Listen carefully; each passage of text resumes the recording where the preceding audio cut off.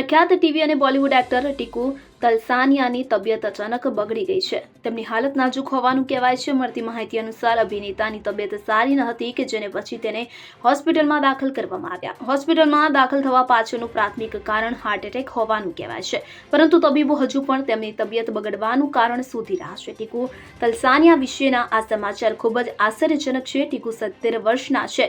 તે ઇન્ડસ્ટ્રીના senior actor છે. આવી સ્થિતિમાં એવી અપેક્ષા રાખવામાં આવે છે કે અભિનેતા જલ્દી સ્વસ્થ થઈ જશે. જો કે હજુ સુધી પરિવાર તરફથી આ અંગે કંઈ કહેવામાં આવ્યું નથી.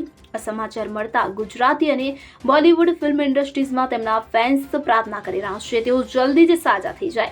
ટીકુ તલસાનિયા વિશે વાત કરવામાં આવે તો ગુજરાતી ફિલ્મો અને નાટકોમાં પણ કામ કર્યું છે. આમ તો તેમણે ઘણી ગુજરાતી ફિલ્મોમાં કામ કર્યું છે. જો ગુજરાતી ફિલ્મોની વાત કરીએ તો તેમણે કોઈને કહેશું નહીં, કંઈક કરને યાર, તૃપ્તિ, આવ તારું કરી નાખું, વાર તહેવાર, વાલમ જાઓને જેવી ફિલ્મોમાં કામ કર્યું.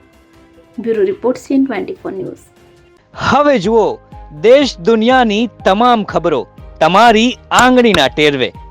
ઉઠાવો મોબાઈલ અને Google Play Store પરથી ડાઉનલોડ કરો અમારી CN24 ન્યૂઝ મોબાઈલ એપ.